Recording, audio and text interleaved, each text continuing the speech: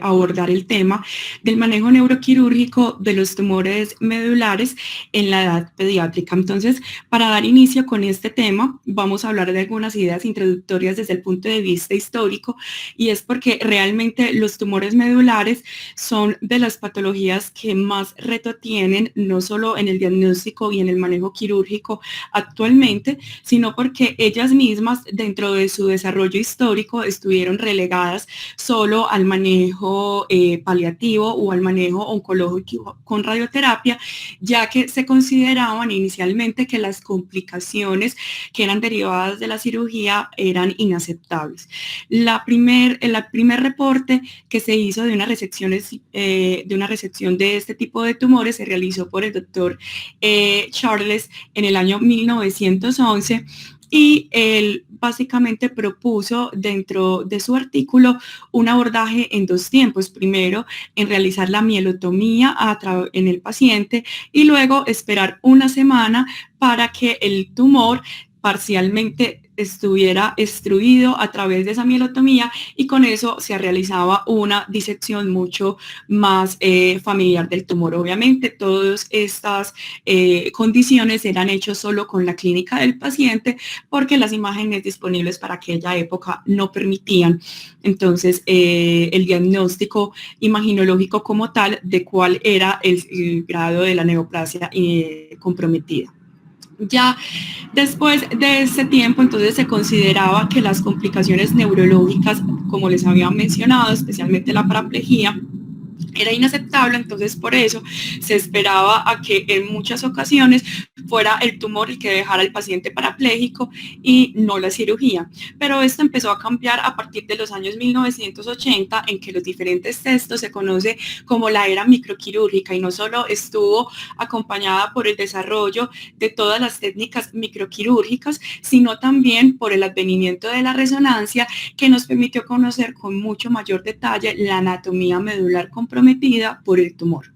También hubo un crecimiento en las técnicas quirúrgicas y empezó también el uso del neuromonitoreo hacia finales de los años 80, que nos permitía tener algo o algún grado mayor de seguridad con respecto a la integridad funcional de la médula, y ya por eso se consideró a partir que de esta época ese concepto que había previamente de solo biopsia y radiación estaba proscrito. Pero como vamos a ver al desarrollo de toda esta charla, en muchas ocasiones igual este concepto todavía prevalece, porque aún no hay condiciones de seguridad, no solo dadas por la histología, sino también por el grado de compromiso de estos tumores, especialmente en la población pediátrica. Entonces, para contextualizar nuestro tema en un contexto ya epidemiológico, sabemos que los tumores medulares en la población pediátrica es una entidad muy rara. Obviamente también depende de la serie de casos explicada, pero se calcula que de todos los tumores intradurales que pueden tener la población pediátrica, estos corresponden a un menos de un 6% de los tumores. O el compromiso de los tumores en sistema nervioso central. Sabemos entonces que el pronóstico más desfavorable lo tienen los niños más pequeños, especialmente los niños menores de 3 años, y vamos a ver que no es solo un pronóstico desfavorable desde el punto de vista del control oncológico, sino también en los resultados funcionales y en los resultados anatómicos que posteriormente van a tener con el desarrollo de la columna. Sabemos que a diferencia de los adultos es mucho más común encontrar un compromiso oloespinal o toda la médula espinal comprometida por un tumor, ya sea entonces de todos los segmentos espinales, y esto también se debe a que es de pronto desde un punto de vista clínico un poco más difícil de diagnosticar este tipo de tumores, especialmente en niños más pequeños.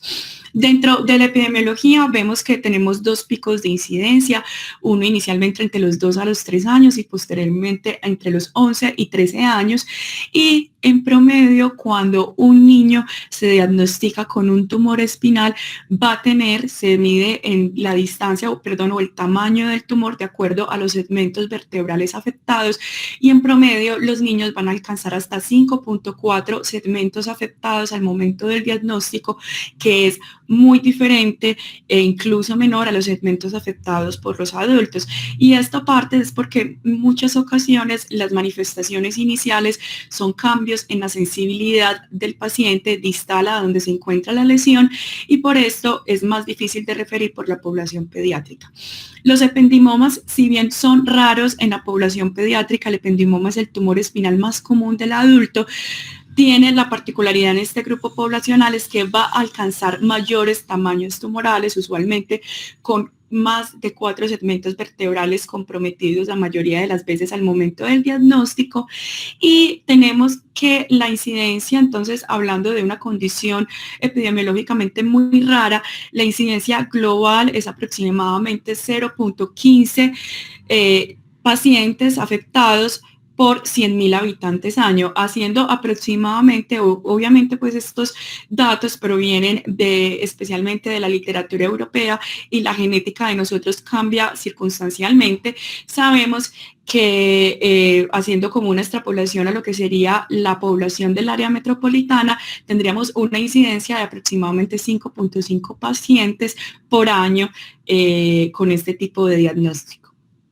Entonces, con respecto a la distribución, vemos que a diferencia de los adultos, donde predomina, como les había mencionado, el ependimoma, especialmente el ependimoma mixopapilar, que es del cono medular, vemos que menos del 2% de las localizaciones se van a presentar en esta región anatómica, y que la distribución realmente va a ser muy homogénea entre la médula cervical y el segmento cérvico-dorsal, y ya es más predominantemente en la región torácica, pero aún así se mantienen unas distribuciones bastante equitativas. De lejos, la mayoría de los tumores que se encuentran en la población pediátrica van a ser los tumores de origen glial, y de ellos ya sabemos que, de acuerdo a la clasificación de la OMS, tenemos los grado 1, que básicamente van a corresponder a los astrocitomas pilocíticos, que son los que lideran la patología, y en este caso corresponden a un 38% de la población, mientras que los gliomas de bajo grado van a ser un 14% de la población, casi un 15%, y como vemos en la parte inferior de la diapositiva, cerca del 73% de los pacientes con tumores medulares en la edad pediátrica van a ser de estirpe glial. Ya el que le sigue por su epidemiología van a ser entonces los tumores ependimarios, que como ya hemos mencionado previamente van a ser mucho más raros en esta población, y va a ser en una presencia de un 8.5%. Y a diferencia de lo que pasa con los adultos, la mayoría de tumores ependimarios en esta localización y para esta edad van a ser de características anaplásicas. Sin embargo, recordemos que en la última revisión que se hizo del ependimoma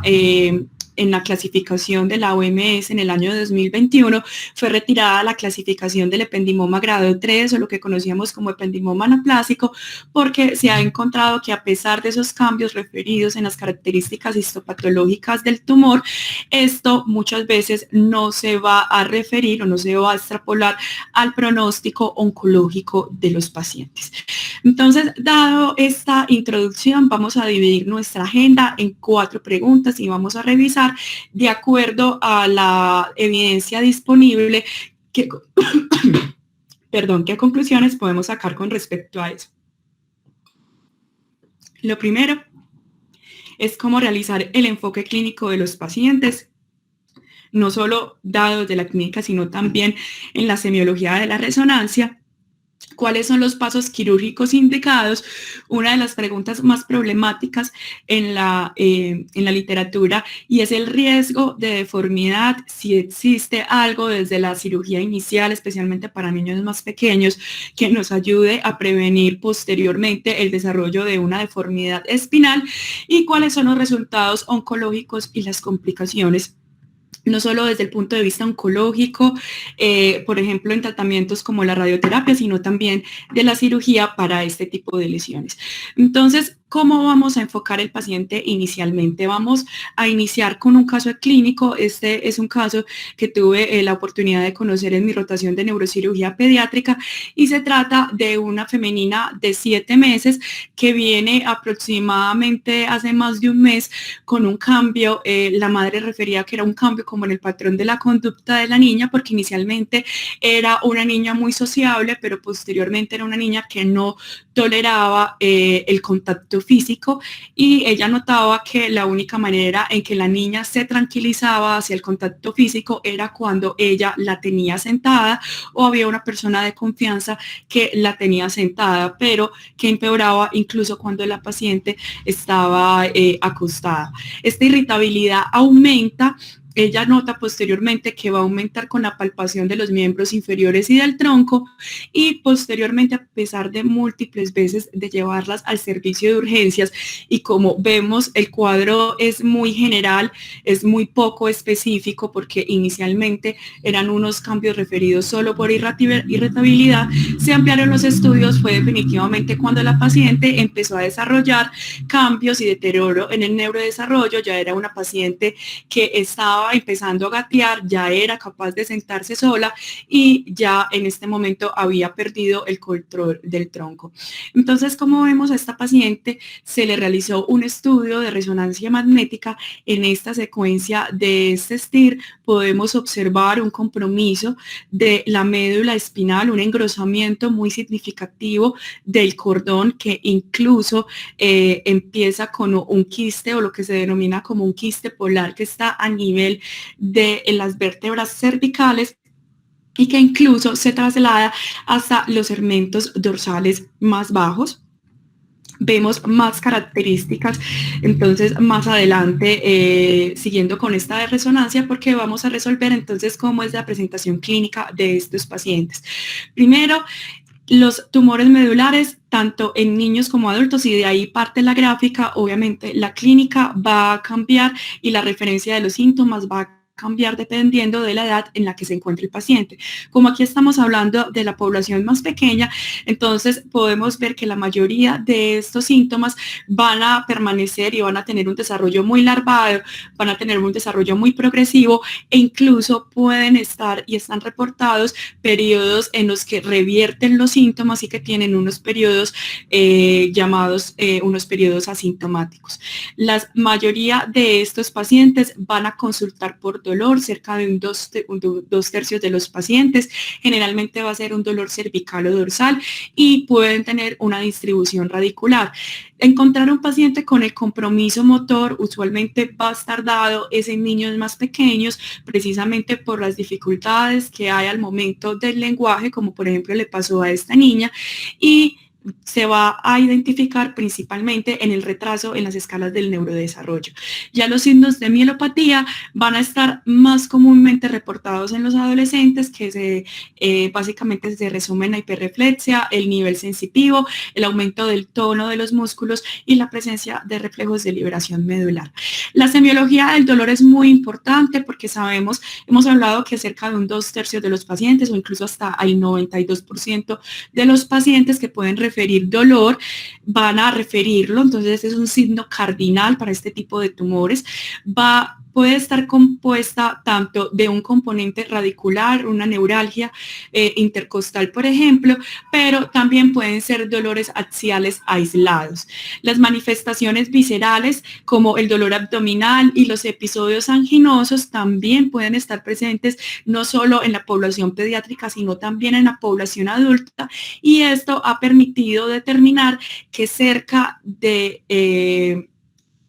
ocurre cerca de 15 meses, incluso antes que se haga el diagnóstico de un tumor medular, precisamente cuando los pacientes tienen más síntomas viscerales. Otras características del dolor, y que son cardinales y que uno debe ahondar en la semiología, es que son más pronunciados cuando el paciente está en decúbito, especialmente en un decúbito supino en la noche, y esto es todo debido a que hay un aumento en la congestión venosa, y que esta congestión venosa hace que aumente ya de por sí una aumentada presión intramedular. Otros pacientes, y vemos que esto es menos del 30% de los casos, pero que es muy importante, van a consultar es por deformidad espinal, como vimos. Entonces, este tipo de tumores pueden ser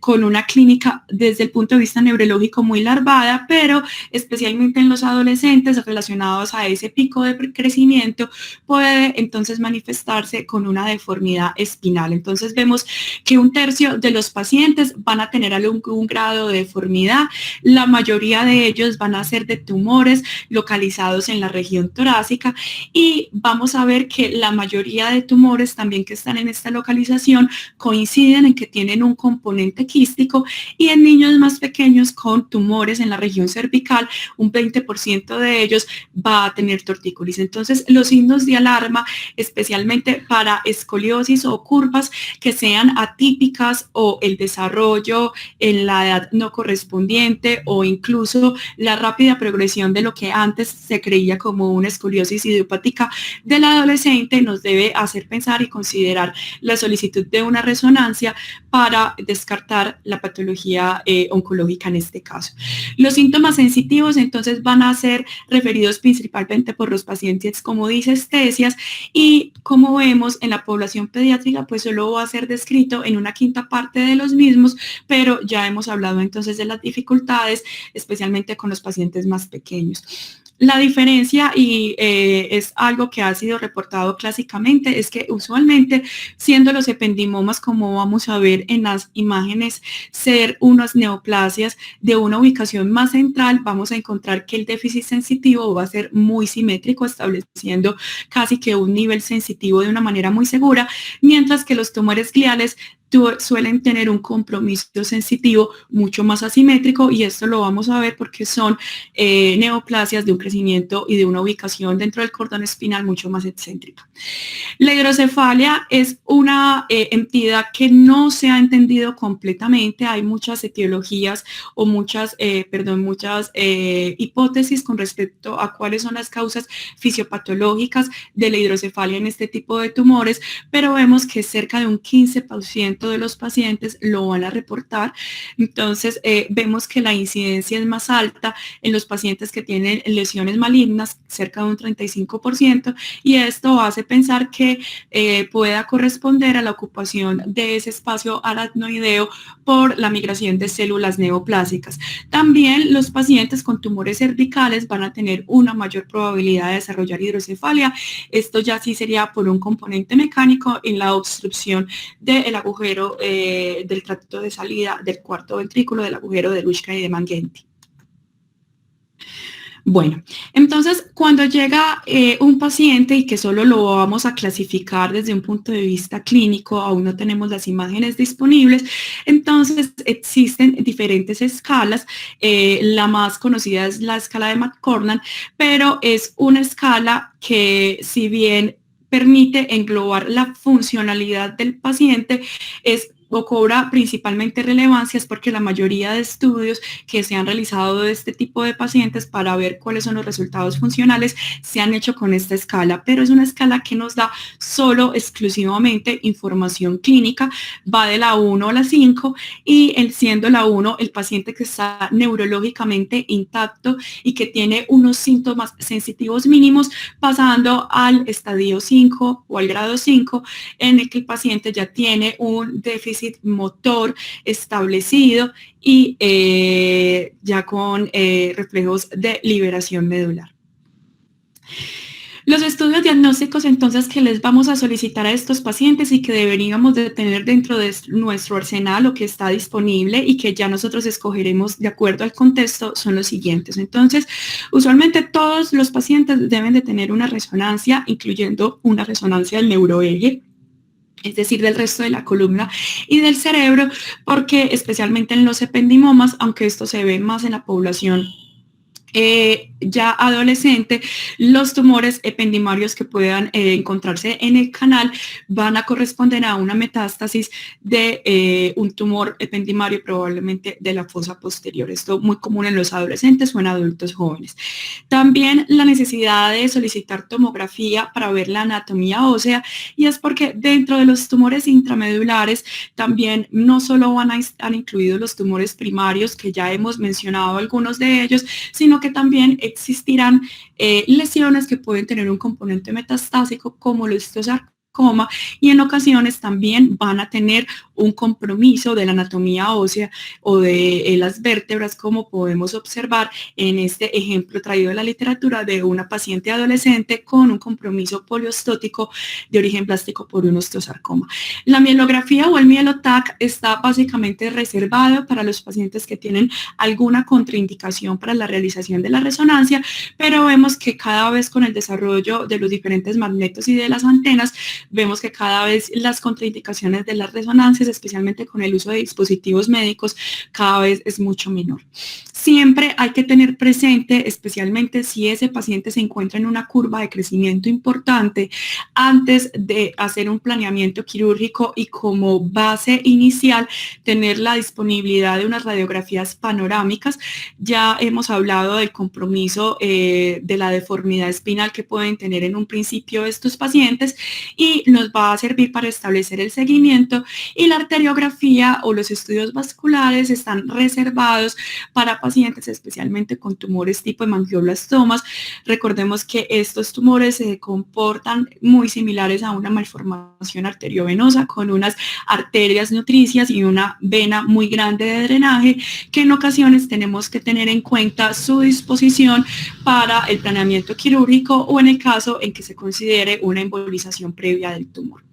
Entonces, de los tumores medulares en la población pediátrica tenemos este resumen de cuáles son los que vamos a encontrar en la literatura. Como les había mencionado, lidera el astrocitoma pilocítico, los tumores gliales de bajo grado, en menor medida los ependimomas, los hemangioblastomas, los gangliobliomas, que en ocasiones, incluso desde el punto de vista de la histopatología, de la clínica, de la población y de la resonancia, van a ser muy difíciles de diferenciar de los tumores gliales de bajo grado, y ya viene un grupo menor a un 5% en los que van a estar tumores mucho más raros, en los que lidera el teratoma, pero que vamos a encontrar otro tipo de tumores como por ejemplo los lipomas o el compromiso metastásico, como ya les había mencionado, en este tipo de población. Entonces, ¿por qué la resonancia? Ya vimos en la parte de esa pequeña introducción histórica a partir de los años 80, la resonancia entonces nos permitió ver cuál era la relación de la anatomía medular con respecto al tumor. Volvemos al caso clínico de nuestro paciente y vemos que actualmente la resonancia entonces es el gol estándar, porque nos va a permitir identificar cuál es el componente sólido y quístico del tumor, cuál es esa relación que tiene con el líquido cefalorraquídeo y si tiene otras lesiones quísticas asociadas. Entonces, nuevamente volvemos a la resonancia de nuestro caso clínico. Aquí estamos viendo entonces una resonancia en un corte sagital, en un T2 del compromiso cervicodorsal que tiene esta paciente. Entonces, como vemos, hay la presencia también, aquí vemos, vamos a ver más adelante en el T1 contrastado, que inicialmente lo que podría confundirse como un área de una siringomielia ya establecida, en realidad correspondía a una porción frontopolar del quiste. Vemos ya un área de edema aquí en la parte superior cercano al bulbo de una mielopatía o de edema medular ya establecido, y vemos obviamente el engrosamiento dado por la presencia de una lesión de aspecto neoplásico con la presencia de quistes intralesionales. Como vemos ya en los cortes axiales, corresponde a una lesión que tiene una ocupación en el canal central del paciente. Aquí vemos entonces una progresión de este mismo corte de la resonancia ya hacia la región dorsal baja y hacia las raíces de la caudequina, que por este método de imagen y clínicamente la paciente no tenía compromiso a este nivel. Entonces, en esta región, como les había mencionado, tenemos este T1 gado y esta T2 coronal, y como vemos es una captación muy homogénea del medio de contraste. El quiste pues obviamente no va a captar en su contenido líquido, pero sí en sus paredes, y como vemos entonces tenemos una región polar del tumor donde hay una lesión intraquística, intratumoral, que podría, como les había mencionado, confundirnos con un área de siringomielia, pero que gracias entonces al T1 gado podemos diferenciar entonces cuál es el compromiso anatómico a este nivel. Entonces, las características de los tumores en pediatría, como sabemos, el objetivo de esta charla es el abordaje neuroquirúrgico, por lo tanto, esto lo vamos a pasar un poco rápido, y es que los astrocitomas pilocíticos, como les había mencionado, son neoplasias que pueden estar relacionados también a una alta densidad celular, tienen unas áreas muy bien definidas y que se delimitan del cordón espinal, van a tener la presencia de quistes intratumorales, como sucede igual en los astrocitomas pilocíticos de la fosa posterior, no tienen una captación tan homogénea al medio de contraste, y como les había mencionado, una de sus características más llamativas es ese crecimiento excéntrico que también nos va a permitir diferenciar la condición clínica del paciente, que usualmente es asimétrica. También existen ya astrocitomas difusos, en los que ya corresponde especialmente astrocitomas de bajo grado, pero que ya es mucho más difícil, no solo en la resonancia, sino también en la cirugía, poder diferenciar del tejido medular normal. Como vemos, se caracterizan principalmente es por un engrosamiento del cordón espinal, y en este caso clínico que está traído de la literatura en la parte inferior de la diapositiva, una paciente de 12 años también con una deformidad espinal posterior a una laminectomía, y vemos el comportamiento de los quistes, especialmente en el T1 gado, que nos está hablando posiblemente de una progresión tumoral. Los gangliogliomas, entonces, aquí traemos el cuadro clínico de un niño de 4 años. Vemos que, de acuerdo a las descripciones que hemos hecho hasta el momento en esta presentación, pueden ser un poco difíciles de diferenciar de otras neoplasias. Usualmente son lesiones difusas, infiltrativas, se caracterizan entonces por ese engrosamiento del cordón, captan homogéneamente al medio de contraste, y aquí en esta imagen quirúrgica, como podemos ver, hay un aumento significativo del tamaño del cordón medular, dado no solo por el tumor y el edema, y una dificultad muy importante en la diferenciación entre qué es tumor y qué es médula. Como les había mencionado, histológicamente también pueden ser difíciles de diferenciar, aunque usualmente la epidemiología cambia, porque es un tumor que es más común ya en niños mayores de 4 años y en adultos jóvenes. Igual pasa también en los tumores gliales de alto grado, que también existen y que son mucho más raros, pero que están descritos en esta población, y que de acuerdo al análisis y la revisión que hice en la literatura, no han sido reportados en menores de 4 años en las series de tumores medulares más grandes.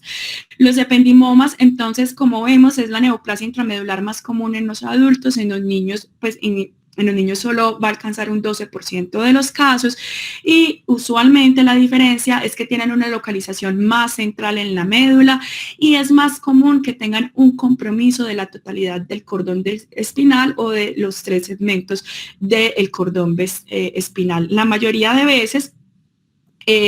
puede diferenciarse en la resonancia y también desde el punto de vista quirúrgico cuál es la médula sana y cuál es la presencia del tumor, y tiene descrito también en la semiología radiológica la presencia de los quistes hacia los polos del tumor, un quiste rostral, un quiste caudal, que están cubiertos de capas de hemosiderina, y que también tienen una captación mucho más ávida y homogénea al medio de contraste, a diferencia de lo que puede suceder entonces con los pacientes con un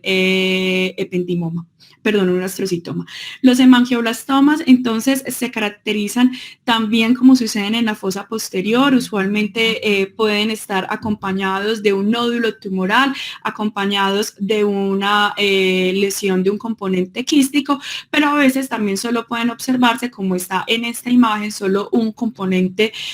sólido inicial con una captación muy ávida al medio de contraste, y es básicamente el tumor que más beneficio tiene En la solicitud de angiografía, aunque ya también ha mejorado mucho las técnicas de reconstrucción vascular de resonancia para poder dilucidar cuál es la anatomía vascular del tumor y esto ayudarnos en el planeamiento quirúrgico. Son menos del 7% de los tumores medulares en esta región y tienen algo muy característico y es que a veces pueden ser difíciles de identificar y lo que se ve son cambios o signos de hipertensión venosa y uno de los diagnósticos diferenciales que pueden ocurrir en estos pacientes es que no corresponda a una malformación arteriovenosa espinal. Este es un resumen de las características de los tumores intramedulares que ustedes pues más adelante pueden consultar en el video cuando lo vean, pero lo que quiero resaltar de esta diapositiva es que a pesar de todas las descripciones que uno vea de la semiología de la resonancia y los diferentes estudios no van a ser 100% capaces de distinguir de forma fiable un astrocitoma de un ependimoma e incluso procesos neuroinflamatorios de procesos oncológicos en este caso. Hay algo como un plus adicional antes de terminar esta parte de las imágenes diagnósticas y es que cada vez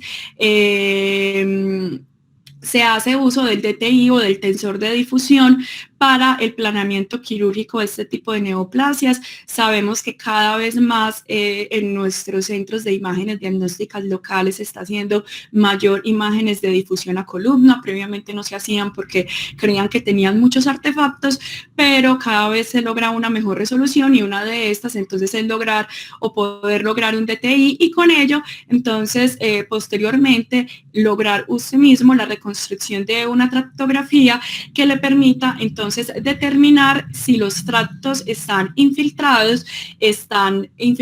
parcialmente, totalmente o están desplazados. Esta es, por ejemplo, una imagen del artículo original en el que hablaban de la importancia del DTI en este tipo de tumores y pues estas personas tenían la ventaja de tener un resonador intraoperatorio y es porque sucede que en un momento de la cirugía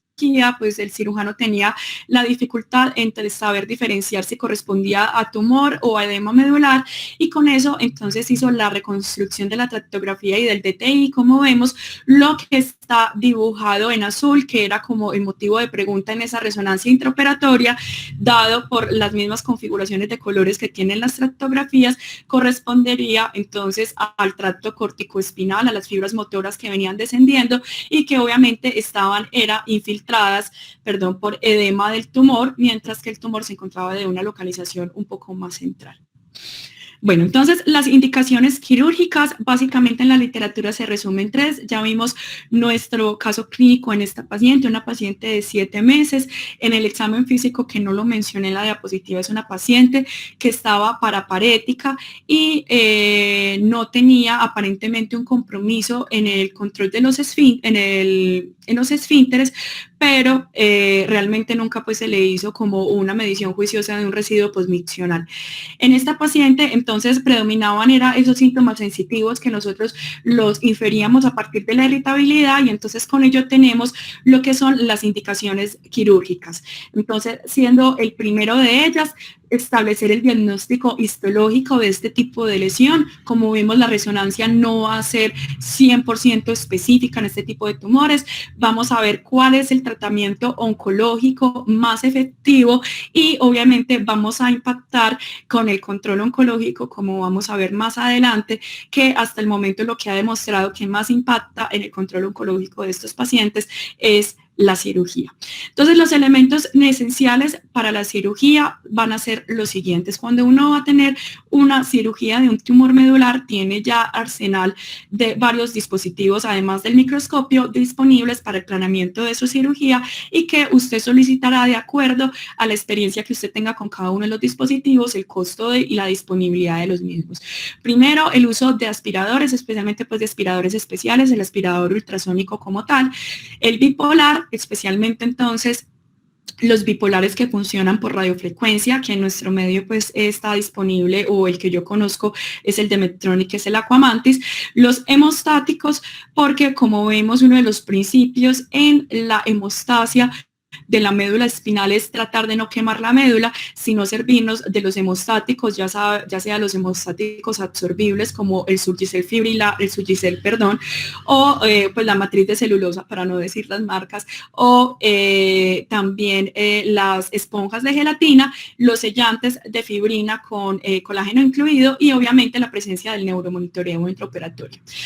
Entonces el aspirador ultrasónico, yo creo que todos lo conocemos, el aspirador ultrasónico funciona porque a través de ondas sonoras de alta frecuencia fragmentan el tejido tumoral y esto hace que sea aspirablemente mucho más sencillo. Sin embargo, con el aspirador ultrasónico, cuando empezó a utilizarse ya principalmente en la década de los 90 y muchas veces entonces con lo que se veía en el neuromonitoreo, se encontró que el aspirador puede golpear y puede maltratar las fibras motoras. Por eso, un buen uso o una buena medida de práctica clínica es que lo que vamos a tratar o que vamos a aspirar con el aspirador ultrasónico es la masa tumoral que ya está parcialmente disecada. Esto aplica también para el cerebro y no el tejido tumoral que está gran parte adherido o que está gran parte in situ, precisamente porque por el pequeño tamaño de la médula y por lo que hace la dispersión de todas estas ondas sonoras de alta frecuencia, es mucho más fácil por medio de una onda expansiva provocar el daño de las fibras motoras. Los bipolares de radiofrecuencia, entonces, como les había mencionado, en neurocirugía los tenemos o los conocimos principalmente gracias a la cirugía de columna, pero ahora son muy populares en el uso de la cirugía para tallo cerebral y también para médula espinal. Entonces, como vemos, a diferencia de un monopolar estándar, lo que hace es promover la coagulación o la quema del vaso a una temperatura incluso hasta 200 grados Celsius menor que los dispositivos o un bipolar convencional. Puede ser utilizado con seguridad en el tejido nervioso y básicamente el plus como de este tipo de dispositivos es que se hace lo que es la hemostasia a través de radiofrecuencia y como todos estos tipos de dispositivos traen una irrigación incorporada, esto hace que a través de la aplicación de radiofrecuencia y de ese suero fisiológico al tejido haya una contracción ya inducida por colágeno y no sea una quemadura como ocurre entonces en los otros bipolares que conocemos estándar. La hemostasia, entonces, como les había mencionado sobre el cordón espinal, este es un video original de la cirugía que tuvimos entonces de esta niña de 7 meses, en que como vemos lo que utilizamos para la hemostasia sobre el cordón, entonces son hemostáticos, en este caso de celulosa oxidada, este correspondía entonces a lo que era un Surgicel fibrilar. El monitoreo intraoperatorio, pues la utilidad del monitoreo en este tipo de tumores yo creo que está ya bastante determinada. Usualmente entonces nos acompañamos de los potenciales motores y de los potenciales somatosensoriales y de acuerdo a la interpretación que nos haga el neurofisiólogo del comportamiento con la estimulación de los potenciales motores y de la amplitud y de los cambios de amplitud que puede tener la onda D, podemos determinar si hay un riesgo, un daño establecido hacia el compromiso motor. Recordemos que esto es para tratar de predecir, porque en muchas ocasiones los cambios en las ondas D no necesariamente va a traducirse en un déficit motor del paciente, pero sí nos puede orientar sobre el comportamiento neurofisiológico de la médula durante la cirugía. Entonces, dentro de los pasos quirúrgicos, la única posición descrita para este tipo de tumores en todos los abordajes que están disponibles es el decúbito prono. Nunca está indicado la cirugía de estos pacientes en posición sedente, a menos de que sea una característica pues muy especial ya de un tumor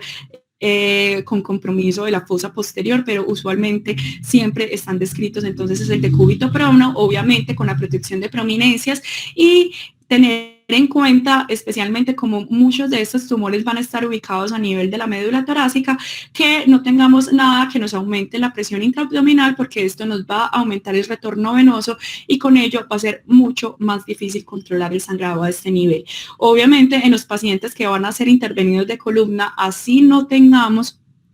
la necesidad de usar instrumental, siempre hay que usar el cabezal para el manejo de la columna cervical. Este es un video traído de la literatura. Básicamente en las técnicas quirúrgicas es similar a lo que nosotros conocemos, las incisiones en línea media y las disecciones subperiósticas. Obviamente pues esta imagen es de una persona ya adulta y esto lo vamos a discutir más adelante porque es una de las cosas que más está debatida en la literatura. Si a estos pacientes les hago laminectomía o laminotomía y si fijo la médula con placas de laminoplastia. Y esta pregunta va a ser especialmente problemática en la población pediátrica, que se supone que es una columna en desarrollo. Entonces vamos a ir viendo videos de la técnica quirúrgica. Este, por ejemplo, es un video propio del servicio de la niña que estamos viendo en el caso clínico,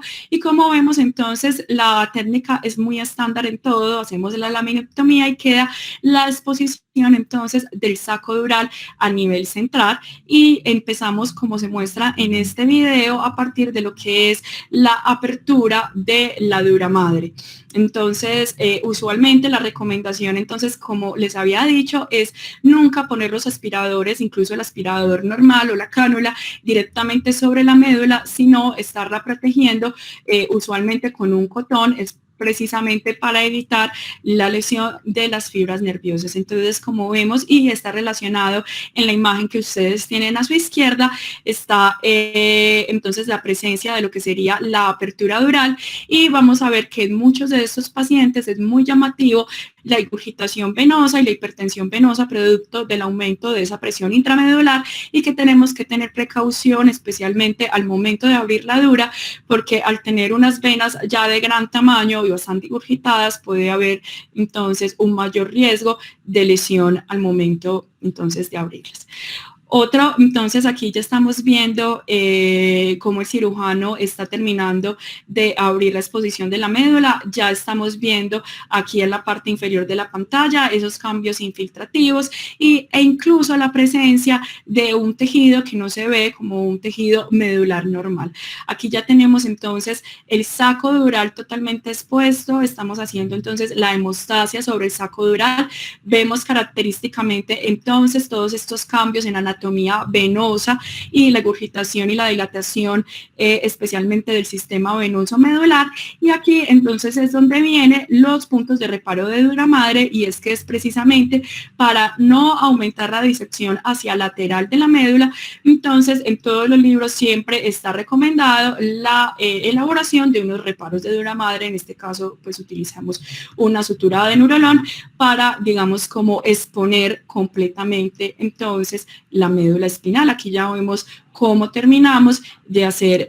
los reparitos con el nurolón y vemos entonces francamente una médula ya más expuesta con todos estos cambios venosos y algunas áreas incluso que nos sugiere como el depósito de hemosiderina o la presencia de necrosis dentro de la médula espinal, con unos cambios distróficos muy llamativos del cordón espinal en los que se ve en ciertas porciones más engrosados que en otras. Bueno, lastimosamente no les traje todo el video de esta cirugía porque el Pentero no me grabó sino la primera parte. Entonces la mayoría de videos que vamos a ver aquí adelante son videos traídos de la literatura de aspectos muy similares que observé en esta cirugía y que ustedes también van a observar en cualquier otra cirugía de tumores espinales. Entonces, como vemos, siempre se caracteriza esa parte de los cambios de la anatomía ósea y hay que definir, como vimos en el principio del video, cuál va a ser nuestro sitio de entrada al cordón espinal, donde vamos a realizar la mielotomía. Y es porque es muy bueno uno ver en el libro cuando está descrito, entonces hacerlo a través central o a través de los surcos laterales. Sin embargo, cuando estamos ante la presencia de un tumor, y como ustedes pudieron ver en los videos previos, pues estos surcos se pierden y realmente uno no tiene un sitio de seguridad o esos sitios de seguridad descritos para entrar a la médula espinal. Por lo tanto, entonces lo que se ha recomendado es tratar de hacer las mielotomías de una manera muy central, especialmente para pacientes que tienen un compromiso muy simétrico, pero incluso si usted duda mucho de cuál puede ser su sitio de entrada y definitivamente el tumor está mucho más lateralizado, entonces lo que se recomienda es una apertura más lateral, especialmente conservando entonces lo que se considera como donde se conserva, la función motora del paciente. Esta parte de la mielotomía, entonces hay varias descripciones en la literatura cómo hacerlas. Usualmente se hace como un sellado de ese tejido aracnoideo, ya sea con un bipolar. En ocasiones también está descrito hacerlo con láser, en este caso pues traído de la base de datos del JNS, pues fue hecho con monopolar y con bisturí. Entonces, la disección tumoral es tal vez de los puntos que más cambia de acuerdo a la histología tumoral, y cuando uno va a identificar el tumor, ya sí va a estar más familiarizado desde el punto de vista intraoperatorio en qué tipo de lesión es, y es porque usualmente uno solo, pues la mayoría de ocasiones,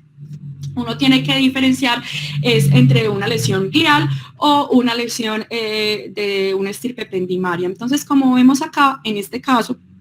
un tumor ependimario, podemos ver que hay una diferenciación muy clara entre lo que es la médula, que es esta parte clara de acá, y obviamente lo que es el tumor, que es igual a todos los ependimomas que se ven en el sistema nervioso central, que es como un café grisáceo y que lo podemos distinguir. Otra de las propuestas y que cada vez se usa más en la literatura y que se ha comprobado que no necesita tanta curva de entrenamiento es el uso de el ultrasonido intraoperatorio, y es porque es especialmente útil para lesiones que tienen una ubicación o que tienen fragmentos muy anteriores a la médula, y esto nos ayuda a identificar cuando quedan fragmentos muy anteriores a la porción anterior del cordón. Continuamos aquí entonces con la disección tumoral. Como vemos en la parte del video, por las características corresponde más presumiblemente a un tumor de estirpe ependimaria, y como vemos entonces se conservan las mismas técnicas microquirúrgicas estándar que utilizamos para diferentes resecciones de tumores, y es hacer entonces todo lo que es la disección de este plano aracnoideo, y si es posible y si lo identificamos, aunque en este caso pues no vemos unos vasos muy grandes, lo que es la desvascularización del tumor. Aquí entonces continuamos con lo que sería la disección tumoral. Ya vemos en este caso, en este ependimoma, vemos descrito muy bien este plano y el plano que va teniendo precisamente hacia el desplazamiento de la neoplasia. Aquí está ubicado el video en una porción cervical superior, y no solo es la diferenciación del tejido, sino cómo se puede hacer entonces esa disección de todo ese plano aracnoideo que está sujetando el tumor y que nos permite resecarlo completamente. Esta es una disección muy parecida a lo que se describió con la primera cirugía de tumores medulares, es hacer de pronto incluso unas mielotomías un poco más pequeñas y permitir que el tumor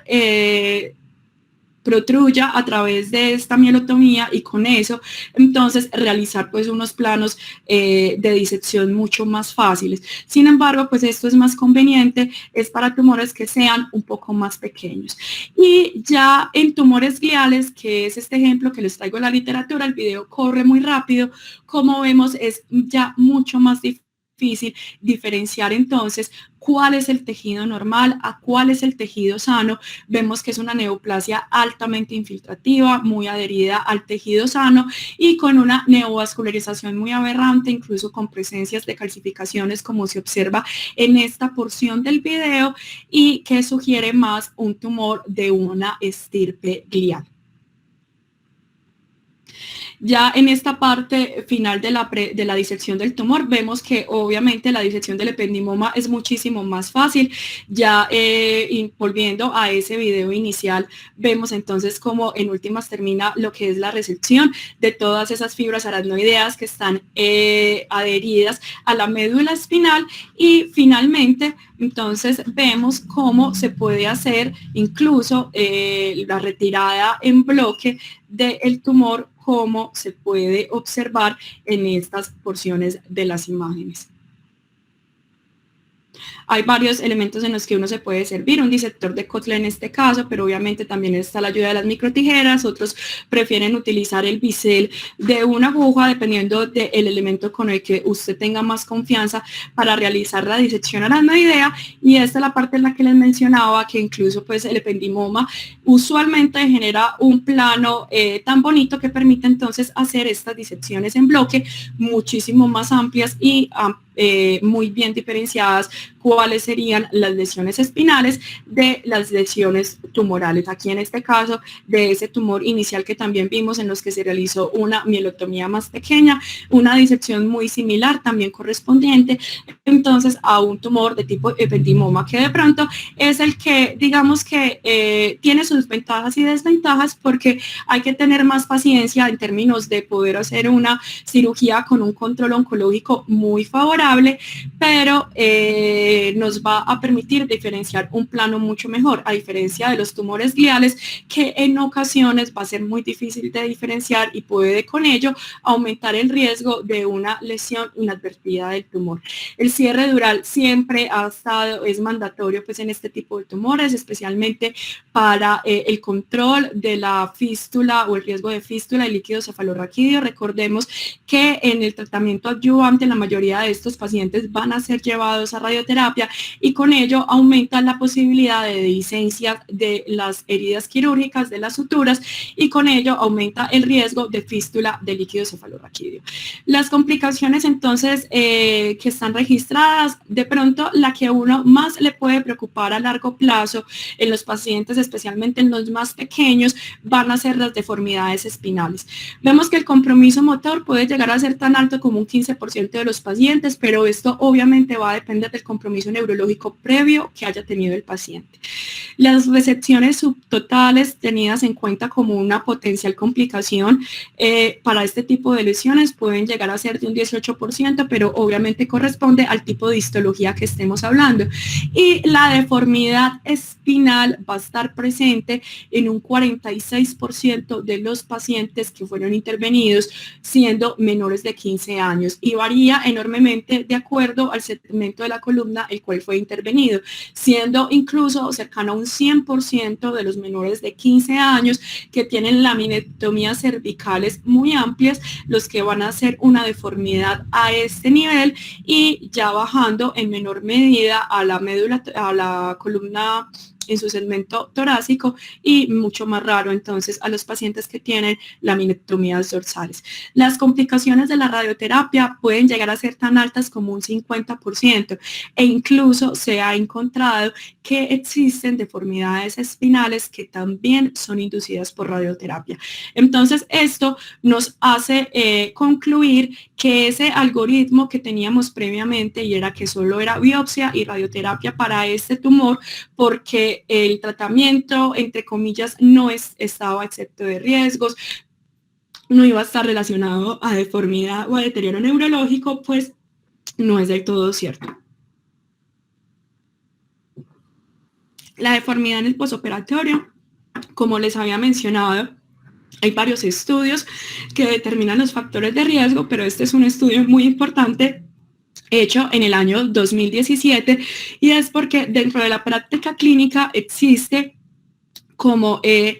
la posibilidad entonces de en estos pacientes en los que se realizaron laminotomías, especialmente en niños más pequeños, en realizar alguna técnica de fusión, ya sea con placas de laminoplastia o incluso con suturas no absorbibles, en búsqueda de evitar que haya una deformidad posteriormente y en promover la fusión ósea. Sin embargo, en este estudio se encontró que es un estudio bastante grande y en los que se dividieron los pacientes entre los que se le realizaron una laminoplastia y entre los que no se fusionaron, que la incidencia de deformidad en el posoperatorio es exactamente igual a los pacientes que no fueron fusionados. Por lo tanto, a partir de este estudio, cada vez disminuye la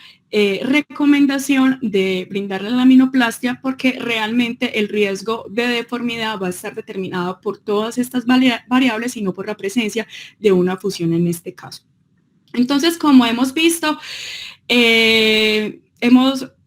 he discutido varias cifras, en otros estudios se han identificado que en un total de todos los pacientes, incluyendo ya adolescentes o adultos jóvenes, el riesgo de una deformidad espinal posterior puede llegar a ser un 27%, como les había mencionado. Las cifras de 46% son especialmente para pacientes más pequeños.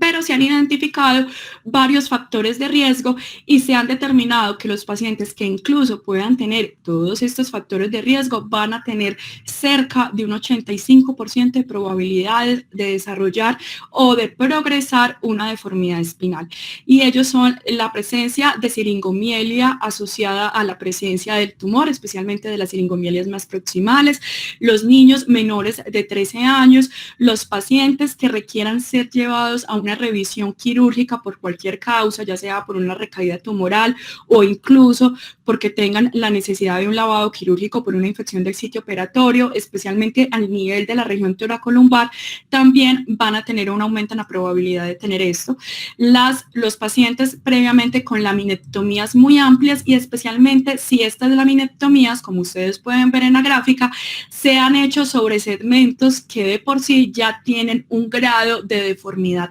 importante, incluso mayor a 15 grados en el ángulo de Cobb, obviamente en el plano coronal. Entonces, es importante tener en cuenta que con estas cifras tan altas que les he presentado, de un 27 a un 46% de los pacientes que hacen deformidad espinal, independientemente de la histología del tumor, todos los pacientes deben tener un seguimiento y un estudio al menos anual y por un periodo incluso de 6 meses cuando estén en el pico de crecimiento para identificar, ya sea desde un punto de vista clínico o radiológico, los pacientes que vayan a desarrollar una inestabilidad, una deformidad espinal, porque se ha demostrado que independientemente si tienen una deformidad espinal de origen oncológico, deben instrumentarse porque la deformidad espinal disminuye notablemente la calidad de vida de estos pacientes. Entonces, ya para terminar, viendo los resultados oncológicos de este tipo de cirugías, en este estudio, y son estudios que incluso vienen, este es un estudio citado desde el año 2000, la cirugía es hasta el momento lo único que ha brindado un mayor impacto en la supervivencia y en los periodos libres de enfermedad para este tipo de tumores. Sin embargo, hay algo muy importante y es que realmente por la morfología y por el compromiso de toda un área espinal que es considerada elocuente, puede incluso llegar a ser utópico pretender que siempre vamos a lograr resecciones totales cercanas al 90 o 100%. Se ha demostrado en este tipo de tumores y que incluso resecciones que llegan a un 80% van a tener los mismos beneficios de los pacientes que se les pudo resecar completamente el tumor. Y esto aplica para los astrocitomas, especialmente, que son los más difíciles de diferenciar y que pueden tener un residuo tumoral más significativo en el posoperatorio. Se ha encontrado que las resecciones quirúrgicas más radicales, entonces, es también lo que nos va a aumentar la posibilidad de sobrevida de estos pacientes, especialmente de los niños más pequeños. Y en términos generales, gracias a este estudio que es muy grande, con 164 niños, tenemos las siguientes estadísticas, hablando en términos de tumores gliales, y es que en los pacientes con tumores de bajo grado van a tener un impacto o un periodo de supervivencia que puede llegar hasta los 10 años, pero en los pacientes con neoplasias de alto grado, recordemos que hay presencia de glioblastomas, incluso descritos a nivel espinal, que es muy raro y que no se ha reportado hasta el momento en niños menores de 5 años, menor al 20% en 5 años. La mayoría de estos pacientes entonces van a ser llevados a radioterapia. Las técnicas de radioterapia han cambiado considerablemente y cada vez tenemos la posibilidad de hacer como el planeamiento, como se puede ver acá, en este caso, lo que les estoy señalando de una radioterapia cranoespinal de intensidad modulada o ya de una radioterapia mucho más localizada, y este mapa de colores que básicamente es lo que diseña el médico especialista en radioterapia, la posibilidad o los grados o los grays que se le van a brindar entonces al tejido que en este momento está comprometido. En resumen, entonces, aparte del tratamiento oncológico, teniendo en cuenta como oncológico desde el punto de vista de la clasificación clínica, imaginológica y oncológica de estos pacientes, tenemos lo siguiente. Entonces, como pasó en esta niña, teníamos una historia clínica, un examen físico, le pedimos una imagen del neuroeje, en este caso el cráneo, la resonancia de cráneo estaba normal, que no se las había compartido, y entonces aquí uno se hace una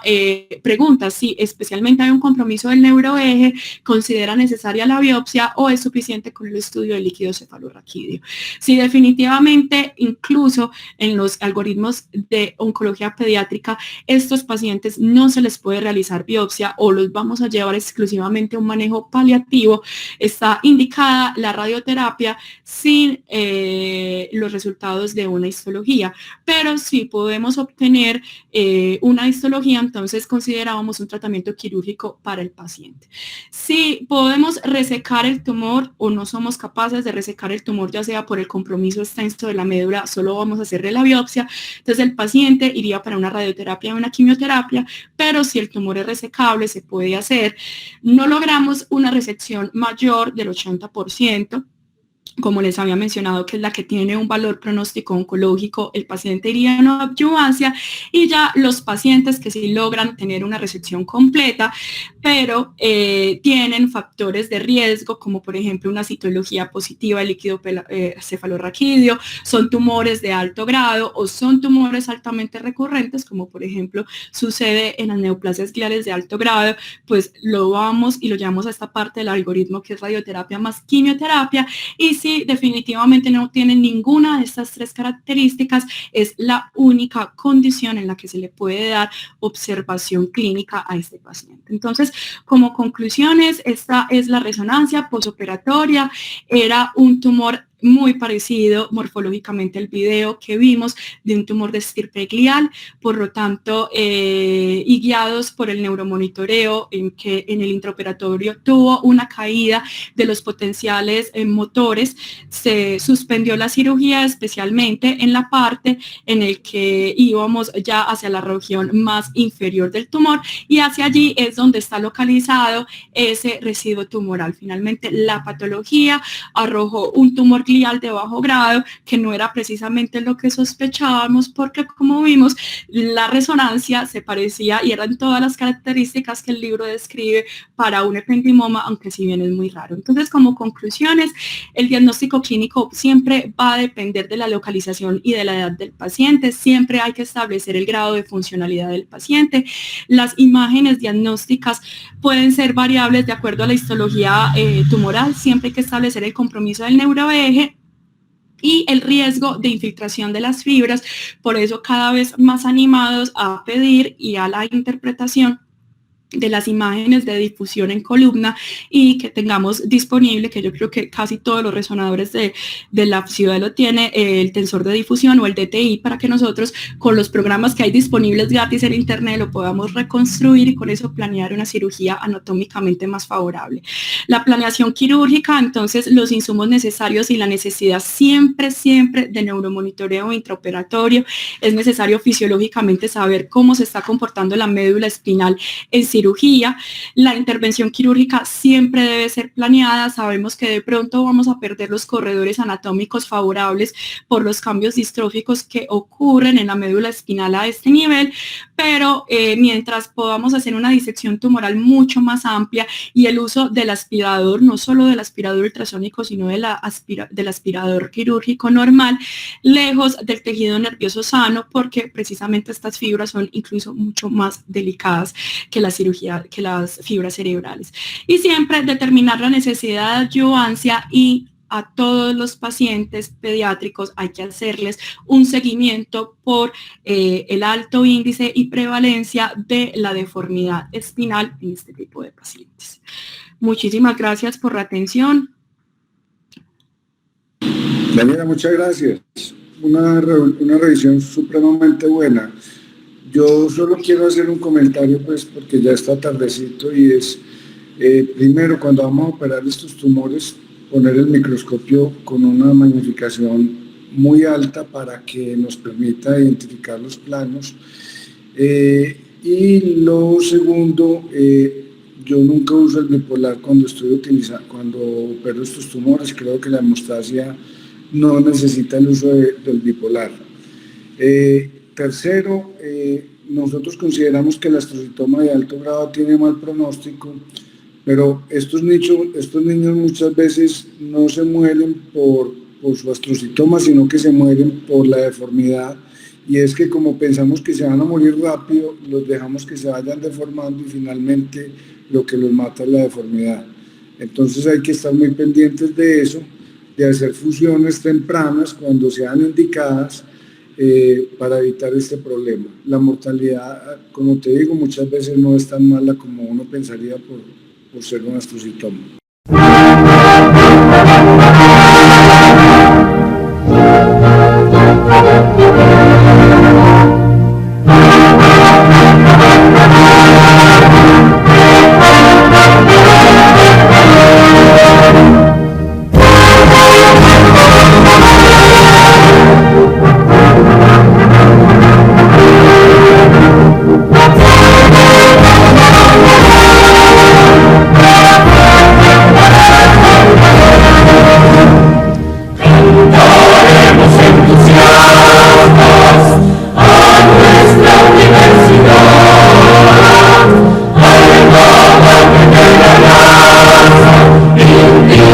Su